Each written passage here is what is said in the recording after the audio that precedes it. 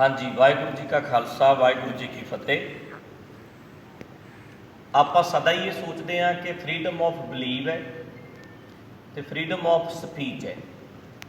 हर बंदा चाहे वह किसी पत्थर नूं मनदा आ, चाहे वह किसी बंदे नूं रब मनदा आ, ते चाहे वह गुरु श्री गुरु ग्रंथ साहब जी नूं मनदा आ, हर बंदे नूं फ्रीडम ऑफ बिलीव इत्थे है और रखना चाहिए। दूसरा पक्ष है फ्रीडम ऑफ स्पीच। असी किसी बारे कह सकते हैं कि मैं उन्होंने नहीं मानता, पर उसकी बेअदबी करनी, चाहे वह कोई मूर्ति होवे, चाहे वह कोई ग्रंथ होवे, इहदा हक किसी नूं नहीं है। सो कई साल पहला आपां सारे ही जानते हैं कि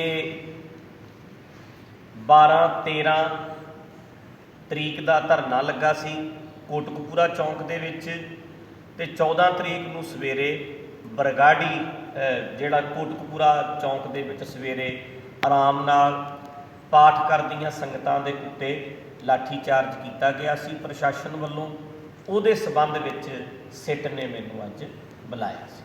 अगला सवाल किदां दी गलबात हुई तुहाडी? सिट वालों पहला प्रश्न तुहानूं की कीता जी?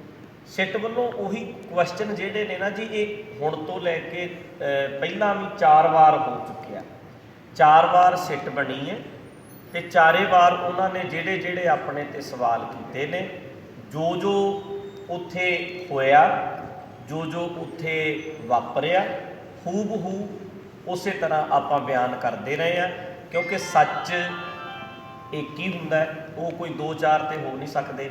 ਜਿਹੜੇ ਪਹਿਲਾਂ ਸਿੱਟ ਬਣਦੀ ਰਹੀ ਹੈ ਉਹਦੇ ਕੋਲ ਜੋ ਬਿਆਨ ਦਿੰਦੇ ਰਹੇ ਆ, 3 ਵਾਰ ਪਹਿਲਾਂ ਬਿਆਨ ਦਰਜ ਹੋਏ ਹੈ, ਅੱਜ ਚੌਥੀ ਵਾਰੀ ਉਹੀ ਬਿਆਨ ਮੈਂ ਦਰਜ ਕਰਵਾ ਕੇ ਆਇਆ।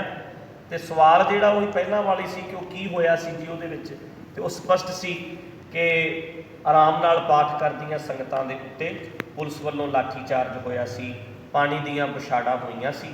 ਉਹ ਸਵਾਲ ਪਹਿਲਾਂ ਸੀ ਉਵੇਂ ਜਿਵੇਂ ਦੱਸ ਦਿੱਤਾ ਗਿਆ ਸੀ। ਉਹ ਤਾਂ ਵਾਰ-ਵਾਰ ਇੰਨੀਆਂ ਸਿੱਟਾਂ ਬਣ ਚੁੱਕੀਆਂ ਨੇ, ਤੁਹਾਨੂੰ ਕੋਈ ਲੱਗਦਾ ਕੋਈ ਇਨਸਾਫ ਦੀ ਕਿਰਨ ਕੋਈ ਨਜ਼ਰ ਆਵੇਗੀ? ਉਮੀਦ ਤਾਂ ਦੇਖੋ ਰੱਖਣੀ ਚਾਹੀਦੀ ਹੈ ਹਮੇਸ਼ਾ। ਹੁਣ ਜੇ ਅਸੀਂ ਭਗੌੜੇ ਹੋ ਜਾਾਂਗੇ ਵੀ ਅਸੀਂ ਇਹਨਾਂ ਸਾਹਮਣੇ ਨਹੀਂ ਜਾਣਾ, ਤਾਂ ਇਹਨਾਂ ਕੋਲ ਬਹਾਨਾ ਹੋ ਜਾਏਗਾ। ਸਿੱਟ ਜਿਹੜਾ ਵੀ ਸਰਕਾਰ ਕੋਲ ਬਹਾਨਾ ਹੋ ਜਾਏਗਾ ਵੀ ਹੁਣ ਇਹ ਹੀ ਨਹੀਂ, ਗਵਾਹ ਹੀ ਨਹੀਂ ਆਏ। ਜਿਹੜੇ ਉਸ ਵੇਲੇ ਮੌਕੇ 'ਤੇ ਗਵਾਹ ਸੀ ਉਹਨਾਂ ਨੂੰ ਜਾਣਾ ਚਾਹੀਦਾ ਹੈ, ਵੇਖਣਾ ਚਾਹੀਦਾ ਹੈ, ਔਰ ਉਮੀਦ ਅਸੀਂ ਕਦੇ ਵੀ ਨਹੀਂ ਛੱਡ ਸਕਦੇ। ਉਮੀਦ ਤਾਂ ਕਰਦੇ ਹੀ ਹਾਂ ਕਿ ਉਹਦਾ ਇਨਸਾਫ ਮਿਲੇਗਾ। ਰਾਜਨੀਤਿਕ ਪਾਰਟੀਆਂ ਨੂੰ ਸਿਆਸੀ ਮੁੱਦੇ ਵਜੋਂ ਉਭਾਰ ਰਹੀਆਂ ਨੇ, ਤੁਹਾਨੂੰ ਕੀ ਲੱਗਦਾ ਉਭਾਰਨਾ ਚਾਹੀਦਾ ਜਦ ਕਿ ਧਰਮ ਦੀ ਗੱਲ ਹੈ? ਨਹੀਂ, ਗੱਲ ਧਰਮ ਦੀ ਹੈ ਤਾਂ ਸਾਰਿਆਂ ਨੂੰ ਸੋਚਣਾ ਹੀ ਚਾਹੀਦਾ ਹੈ ਕਿ ਗੁਰੂ ਗ੍ਰੰਥ ਸਾਹਿਬ ਸਾਰਿਆਂ ਦੇ ਸਾਂਝੇ ਹਨ, ਤੇ ਇੱਕ ਚੈਲੰਜ ਕਰਕੇ ਇਸ਼ਤਿਹਾਰ ਲਾ ਕੇ, ਤੇ ਜਦੋਂ ਤੁਸੀਂ ਬੇਅਦਬੀ ਕਰੋਗੇ ਗੁਰੂ ਗ੍ਰੰਥ ਸਾਹਿਬ ਦੀ, ਤਾਂ ਉਹ ਬੜਾ ਵੱਡਾ ਮੁੱਦਾ ਸੀ ਔਰ ਇਹ ਕਿਸੇ ਦਾ ਵੀ ਨਹੀਂ ਹੋਣਾ ਚਾਹੀਦਾ। ਤਾਂ ਇਹ ਮੁੱਦਾ ਤਾਂ ਹੈਗਾ ਹੀ ਹੈ। ਉਸ ਵੇਲੇ ਦੇ ਪ੍ਰਸ਼ਾਸਨ ਨੂੰ ਚਾਹੀਦਾ ਸੀ ਕਿ ਨਾਲੇ ਉਸ ਵੇਲੇ ਤਾਂ ਜਿਹਨੂੰ ਅਸੀਂ ਆਪਣੀ ਸਰਕਾਰ ਕਹਿੰਦੇ ਹਾਂ, ਸਿੱਖਾਂ ਦੀ ਸਰਕਾਰ ਸੀ, ਉਸ ਵੇਲੇ ਤਾਂ ਚਾਹੀਦਾ ਸੀ ਇਹਨਾਂ ਨੂੰ ਕਿ ਗੁਰੂ ਗ੍ਰੰਥ ਸਾਹਿਬ ਜੀ ਦਾ ਜਿਹੜਾ ਇਨਸਾਫ ਹੈ, ਜੋ ਬੇਅਦਬੀ ਉੱਥੇ ਹੋਈ ਸੀ ਉਹਦਾ ਇਨਸਾਫ ਸਹੀ ਤਰੀਕੇ ਨਾਲ ਦਿੱਤਾ ਜਾਣਾ ਚਾਹੀਦਾ ਸੀ। ਉਹਦਾ ਮਾਸਟਰ ਮਾਈਂਡ ਲੱਭਣ ਦੀ ਬਜਾਏ ਕਿ ਜਿਨ੍ਹਾਂ ਨੇ ਗੁਰੂ ਗ੍ਰੰਥ ਸਾਹਿਬ ਦੀ ਬੇਅਦਬੀ ਕੀਤੀ ਹੈ, ਮਾਸਟਰ ਮਾਈਂਡ ਲੱਭਣ ਦੀ ਬਜਾਏ ਰੋਸ ਧਰਨੇ ਵਿੱਚ ਬੈਠੀਆਂ ਸੰਗਤਾਂ ਉੱਤੇ ਲਾਠੀ ਚਾਰਜ ਕਰ ਦਿੱਤਾ ਗਿਆ, ਜੋ ਕਿ ਬੜਾ ਗਲਤ ਸੀ। ਬਾਬਾ ਜੀ, ਹੋਰ ਵੀ ਬੇਅਦਬੀ ਦੀਆਂ ਘਟਨਾਵਾਂ ਵਾਪਰੀਆਂ ਲਗਾਤਾਰ ਜਾਰੀ ਨੇ, ਤੁਹਾਨੂੰ ਕੀ ਲੱਗਦਾ ਕੋਈ ਏਜੰਸੀਆਂ ਦੇ ਕੰਮ ਨੇ ਕਿਸੇ ਦੇ? ਉਹ ਤਾਂ ਹੁਣ ਇਹਨਾਂ ਨੇ ਕਰਨੀ ਹੈ ਜੀ, ਕਿ ਕੌਣ ਕਰਵਾ ਰਿਹਾ, ਇਹਦੇ ਪਿੱਛੇ ਕੌਣ ਹੋ ਸਕਦਾ, ਉਹ ਤਾਂ ਚਾਹੀਦਾ ਇਹਨਾਂ ਨੂੰ ਏਜੰਸੀਆਂ ਹੀ ਹੋ ਸਕਦੀਆਂ ਨੇ, ਜਾਂ ਕੋਈ ਕੁਛ ਵੀ ਹੋ ਸਕਦਾ। ਮਤਲਬ ਅਸੀਂ ਨਹੀਂ ਕਹਿ ਸਕਦੇ ਵੀ ਕੌਣ ਹੈ, ਪਰ ਇਹ ਤਾਂ ਸਰਕਾਰ ਨੂੰ ਲੱਭਣਾ ਚਾਹੀਦਾ ਸੀ। ਹਾਂਜੀ ਆਪਾਂ ਜੀ ਉਸ ਵੇਲੇ ਕਿਹਾ ਜਾਂਦਾ ਸੀ ਕਿ ਜਿਹੜਾ ਇਹ ਹੁਕਮ ਹੋਇਆ ਸੀਗਾ ਧਰਨਾ ਚੱਕਣ ਦਾ, ਐਸਡੀਐਮ ਦਾ ਹੁਕਮ ਸੀਗਾ, ਬਾਕੀ ਐਸਡੀਐਮ ਦਾ ਹੁਕਮ ਸੀਗਾ ਜਾਂ ਕਿ ਪੁਲਿਸ ਵੱਲੋਂ ਧੱਕਾ ਕੀਤਾ ਗਿਆ ਸੀ? ਮੇਰਾ ਮੰਨਣਾ ਇਹ ਹੈ ਜੀ, ਮੈਂ ਉੱਥੇ ਵੀ ਸਿੱਟ ਵਿੱਚ ਬੋਲ ਕੇ ਆਇਆ ਬਈ ਪੱਤਾ ਵੀ ਹਿੱਲਦਾ ਆ, ਉਹਦਾ ਸਰਕਾਰ ਨੂੰ ਪਤਾ ਹੁੰਦਾ ਹੈ। ਜਿਹੜਾ ਮੁੱਦਾ ਐਡਾ ਵੱਡਾ ਸੀ ਔਰ ਸਾਡੇ ਵਰਗੇ ਬੰਦੇ ਜਾਂ ਜਿਹੜੇ ਵੀ ਪ੍ਰਚਾਰਕ ਸੀ ਜਾਂ ਕੁਝ ਮੋਹਤਬਰ ਬੰਦੇ ਉੱਥੇ ਬੈਠੇ ਹੈ, ਔਰ ਸਾਰਾ ਪੰਜਾਬ ਬੰਦ ਹੋ ਗਿਆ ਹੈ, ਤੇ ਇਹ ਇਕੱਲੇ ਪ੍ਰਸ਼ਾਸਨ ਦਾ ਆਪਣਾ ਨਿੱਜੀ ਫੈਸਲਾ ਨਹੀਂ ਹੋ ਸਕਦਾ। ਸਰਕਾਰ ਤੋਂ, ਉਸ ਵੇਲੇ ਦੇ ਵੱਡੇ ਲੀਡਰਾਂ ਤੋਂ ਪੁੱਛੇ ਬਿਨਾਂ ਲਾਠੀ ਚਾਰਜ ਨਹੀਂ ਹੋ ਸਕਦਾ। ਜੇ ਲਾਠੀ ਚਾਰਜ ਹੋਇਆ, ਜੇ ਅਥਰੂ ਗੈਸ ਦੇ ਗੋਲੇ ਸਿੱਟੇ ਗਏ ਹੈ, ਜੇ ਉੱਥੇ ਜੋ ਵੀ ਹੋਇਆ ਉਹਦੇ ਵਿੱਚ ਇਹ ਨਹੀਂ ਹੋ ਸਕਦਾ ਕਿ ਉਸ ਵੇਲੇ ਦੇ ਪ੍ਰਮੁੱਖ ਲੀਡਰਾਂ ਨੂੰ ਇਹਦੇ ਬਾਰੇ ਪਤਾ ਨਾ ਹੋਵੇ। ਵੱਡੇ ਅਫਸਰਾਂ ਨੂੰ ਵੀ ਪਤਾ ਸੀ ਤੇ ਮੇਨ ਲੀਡਰਾਂ ਨੂੰ ਵੀ ਪਤਾ ਸੀ, ਕਿਉਂਕਿ ਘਟਨਾ ਵਰਲਡ ਵਾਈਡ ਇਹ ਫੈਲ ਚੁੱਕੀ ਸੀ, ਸਾਰੇ ਸੰਸਾਰ ਪੱਧਰ ਤੇ ਉਹਦਾ ਜ਼ਿਕਰ ਹੋ ਰਿਹਾ ਸੀ। ਕੱਲਾ ਕੱਲਾ ਸਿੱਖ ਉਦੋਂ ਰੌਲਾ ਪਾ ਰਿਹਾ ਸੀ, ਤਾਂ ਸਰਕਾਰ ਨੂੰ ਕਿਵੇਂ ਨਹੀਂ ਪਤਾ ਹੋਏਗਾ ਵੀ ਕੀ ਬਰਗਾੜੀ ਵਿੱਚ ਇੰਨੇ ਬੰਦੇ ਬੈਠੇ ਐ, ਕੌਣ ਕੌਣ ਬੰਦੇ ਬੈਠੇ ਐ, ਉਹਨਾਂ ਤੇ ਲਾਠੀ ਚਾਰਜ ਹੋਣ ਲੱਗਿਆ, ਇਹ ਉਹਨਾਂ ਨੂੰ ਸਾਰਾ ਪਤਾ ਹੋਏਗਾ, ਅੱਜ ਚਾਹੇ ਉਹ ਮੁੱਕਰ ਜਾਣ। ਕਿੰਨੇ ਕੁ ਸਵਾਲ ਹੈ ਤੁਹਾਡੇ ਤੋਂ ਜਿਹੜੇ ਪੂਰੀ ਪੁੱਛਗਿੱਛ ਦੇ ਵਿੱਚ ਕੀਤੇ ਗਏ, ਔਰ ਪੁਰਾਣੀ ਐਸਆਈਟੀ ਤੋਂ ਔਰ ਹੁਣ ਵਾਲੀ ਐਸਆਈਟੀ ਦੇ ਵਿੱਚ ਕੋਈ ਸਵਾਲਾਂ ਦੇ ਵਿੱਚ ਫਰਕ ਨਜ਼ਰ ਆਇਆ ਤੁਹਾਨੂੰ? ਨਹੀਂ, ਸਵਾਲ ਤਾਂ ਇੱਕੋ ਜਿਹੇ ਹੀ ਹੈ ਸਾਰਿਆਂ ਦੇ ਵੀ ਕੀ ਤੁਸੀਂ ਉੱਥੇ ਜੋ ਹੋਇਆ ਤੁਸੀਂ ਸਾਨੂੰ ਬਿਆਨ ਕਰ ਦਿਓ।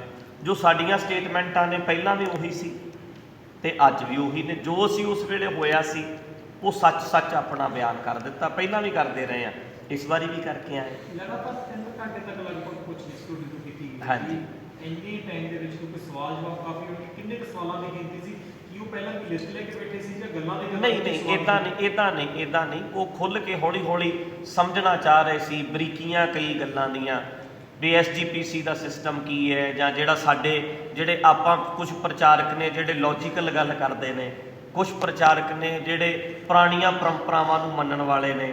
ਉੱਥੇ ਧਰਨੇ ਦੇ ਵਿੱਚ ਬੈਠਿਆਂ ਦੇ ਵਿੱਚ ਕੌਣ ਬੰਦੇ ਸੀ ਜਿਹੜੇ ਥੋੜ੍ਹੇ ਜਿਹੇ ਹਟ ਕੇ ਗੱਲ ਕਰਨ ਵਾਲੇ ਨੇ, ਜੋ ਕਿ ਫਿਊਚਰ ਦੇ ਵਿੱਚ ਇੱਕ ਗਰੁੱਪ ਬਣਾ ਕੇ ਐਸਜੀਪੀਸੀ ਤੇ ਵੱਧ ਸਕਦੇ ਸੀ। ਇਹ ਕਈ ਗੱਲਾਂ ਇਸ ਟਾਈਪ ਦੀਆਂ ਖੁੱਲ੍ਹ ਕੇ ਹੋਈਆਂ। ਕਿਹਾ ਜਾਂਦਾ ਕਿ ਗਰਮ ਦਲੀਏ ਹੈ, ਕੁਝ ਕਿਹਾ ਜਾਂਦਾ ਕਿ ਨਰਮ ਦਲੀਏ, ਤਾਂ ਕੁਝ ਉਸ ਤਰ੍ਹਾਂ ਦੀ ਗੱਲਬਾਤ ਤੁਹਾਡੇ ਤੋਂ ਪੁੱਛੀ ਗਈ ਕਿ ਕਿਹੜੇ ਗਰਮ ਦਲ ਤੇ ਤੁਹਾਨੂੰ ਲੱਗਦੇ ਸੀ? ਨਹੀਂ, ਇਦਾਂ ਦੀ ਗੱਲ ਉਹਨਾਂ ਨੇ ਨਹੀਂ ਕੀਤੀ, ਇਦਾਂ ਦੀ ਨਹੀਂ ਕੀਤੀ।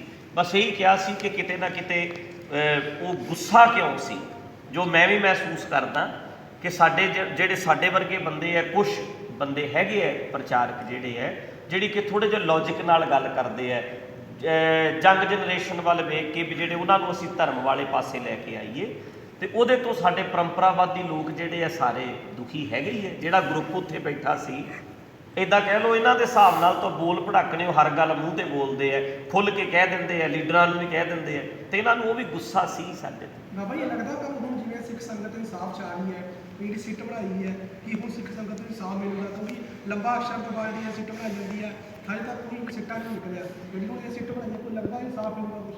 ਉਮੀਦ, ਜਿਹੜੀ ਪਹਿਲਾਂ ਮੈਂ ਗੱਲ ਕੀਤੀ ਹੈ ਵੀ ਉਮੀਦ ਤੇ ਦੁਨੀਆ ਕਾਇਮ ਹੈ, ਉਮੀਦ ਨਹੀਂ ਛੱਡਣੀ ਚਾਹੀਦੀ। ਜੇ ਅੱਜ ਅਸੀਂ ਕਹਿ ਦਈਏ ਜੀ ਸਾਨੂੰ ਇਹਨਾਂ ਤੋਂ ਵੀ ਕੋਈ ਉਮੀਦ ਨਹੀਂ, ਉਹਨਾਂ ਨੇ ਕਹਿਣਾ ਜੀ ਹੁਣ ਤੇ ਗਵਾਹ ਹੀ ਨਹੀਂ ਆ ਰਹੇ ਤੇ ਅਸੀਂ ਕੀ ਕਰੀਏ। ਇਸ ਕਰਕੇ ਅਸੀਂ ਉਮੀਦ ਕਰਦੇ ਹਾਂ ਕਿ ਹੁਣ ਇਹਦਾ ਕੋਈ ਚੰਗਾ ਰਿਜ਼ਲਟ